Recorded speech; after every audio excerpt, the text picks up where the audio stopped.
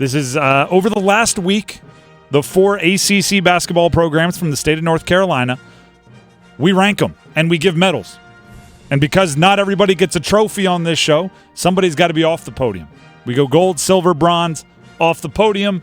And I have to admit, traditionally, there's a hierarchy to this. You look at the games, you look at the results, and you go gold, silver, bronze, off the podium. It was not that way this week. Gold and silver, I think, kind of separated themselves. You'll see why. We'll talk about it. Mm-hmm. Off the podium in bronze, I have to admit, so you know where to send your complaints? I put it on Dennis. I said, you know what? It's 6 to 1, half dozen to the other for me. It was a mental coin flip. Let's be honest here. It was close, and it's for different reasons, right? We'll start with off the podium. Off the podium ended up being Wake Forest. They had a better win than the team in bronze, but they had a worse loss.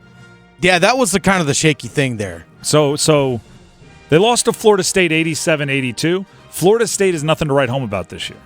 They're not the worst team in the ACC, but they're a team that if you want to be one of the top 4 or 5 teams in the ACC, you should take care of Florida State. Mm-hmm. And you lost 87-82, which adds up again to your defense has given up a lot of points recently. Right, we're looking 80-plus against teams that have no business scoring 80-plus against you, and it's happening consistently enough that it's a problem. We know Wake can score. Right, they have this kind of group of 4 guys that can all give you 15-plus, and Efton Reed isn't even included in one of them, and he's a pretty agile big. So we know they can score. The problem is occasionally they can't stop the other team from scoring. Liable to lose in a shootout. And then this is why I say their win was also the better win. They played UVA next after losing to Florida State and gave up 40 less points. They lost 87-82 to Florida State and then beat UVA 66-47. That's absurd.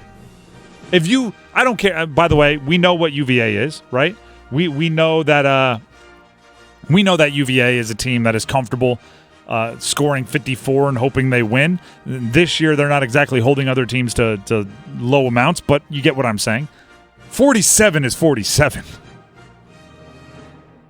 That Florida State loss is not a good one, and even with the dominant defensive day against UVA to change things, it's not enough. Right? It's not enough. So off the podium, Wake Forest.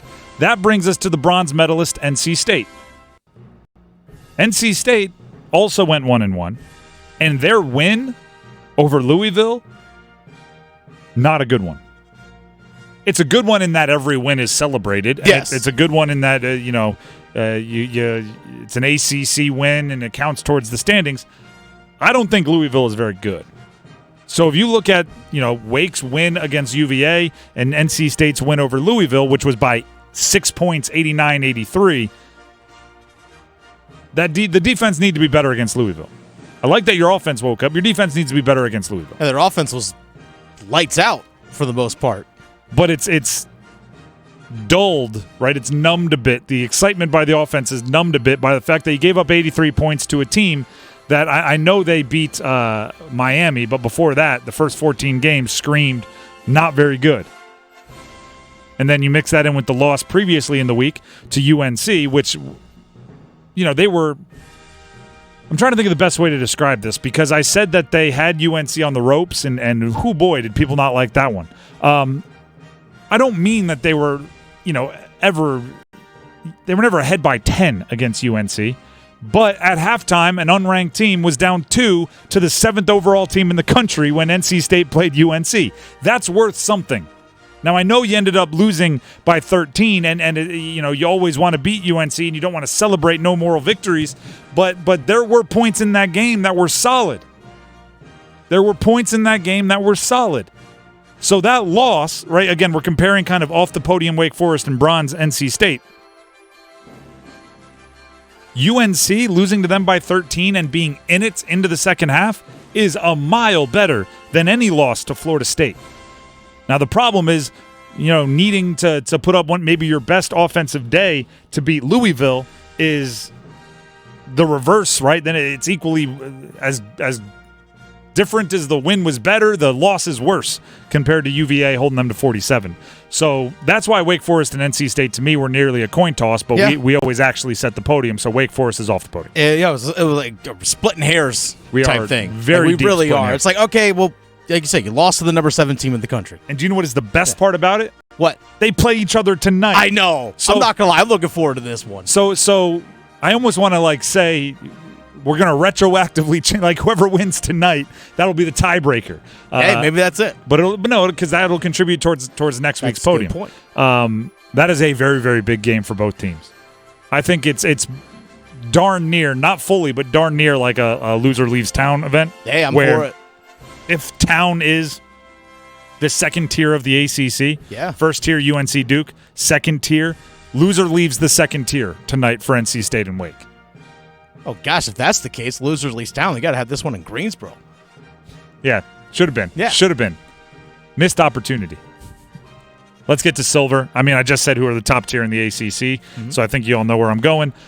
Duke is the silver. On the simple fact of I did not like their win against Georgia Tech.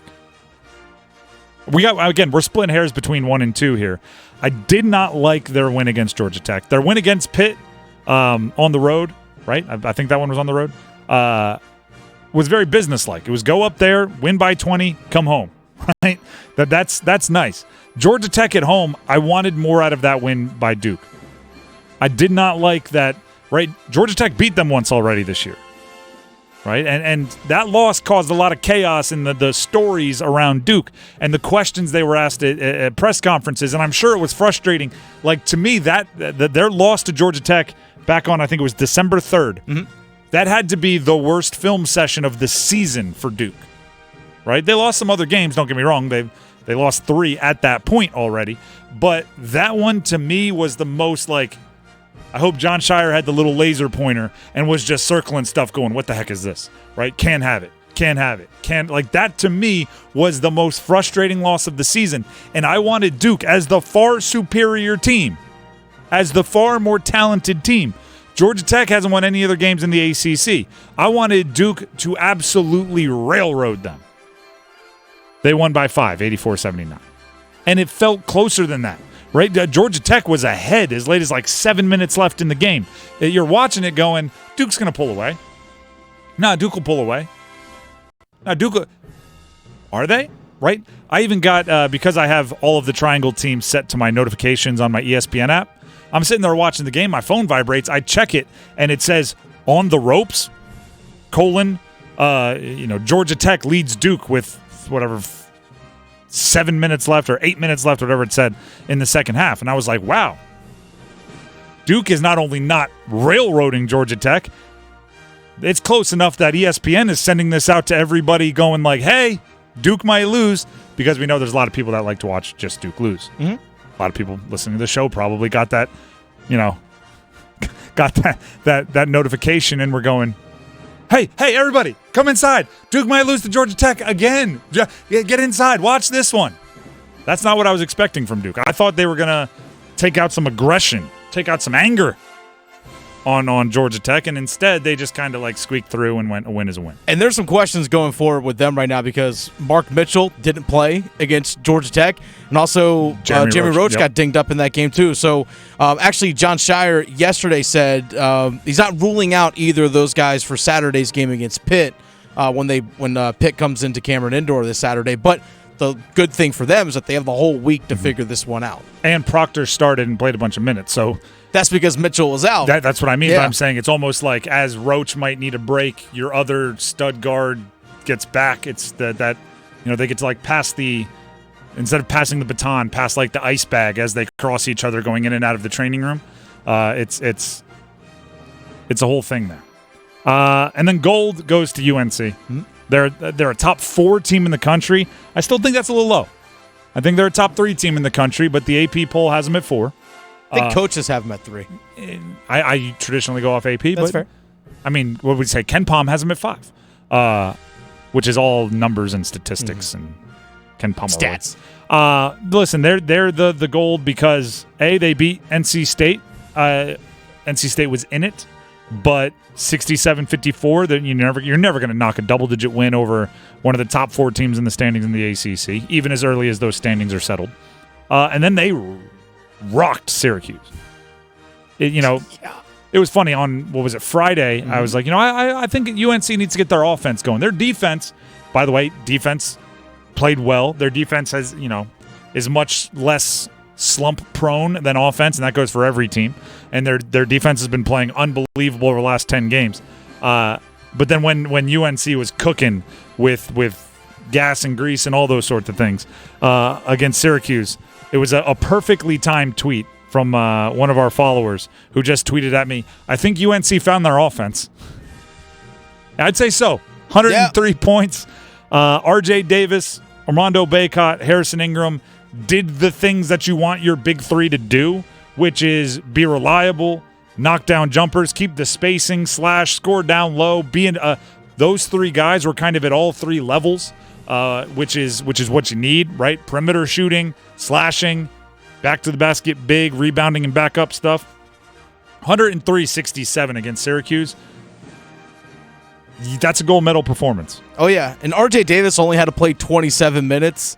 Ingram and Cormac Ryan played 24. I mean, Bacot only played 17. And had a double-double. Yeah. As did Ingram. Yeah, Ingram. There's a lot of things to like about the way UNC is playing right now. They're a veteran squad, so I'm not super worried about this. But it's to the point now where it's like, you need your high school buddies to text them that they're not all that. You know what I mean? You need a coach to bring up lowlights, because everybody's going to start telling you how much you're awesome, right? Everybody's going to start telling you how much your stuff don't stink. You know what I mean? They're a top 4 team and playing very, very well. Well, if you're UNC or UNC fan, my guess is Hubert Davis is like, guys, don't buy into the number in front of the name, because remember when we were ranked number 1 to begin last season? Look what happened. Yeah, that's a good point. Don't buy into it, guys. And you need to remind them of that. That might be the best way to do it, is bring that up often, because they're good. They're playing well. Yeah. And the world is starting to notice, and that is always a very interesting part of kind of a run through the season is, how do you handle it when you're good and people start to notice and talk about it? BMOC stuff, right? Big man on campus. Even though UNC basketball players are already BMOCs, it's like BMOAC, big man on all campuses. Like, you start to get noticed nationally when you're good at UNC, and that's a whole different beast.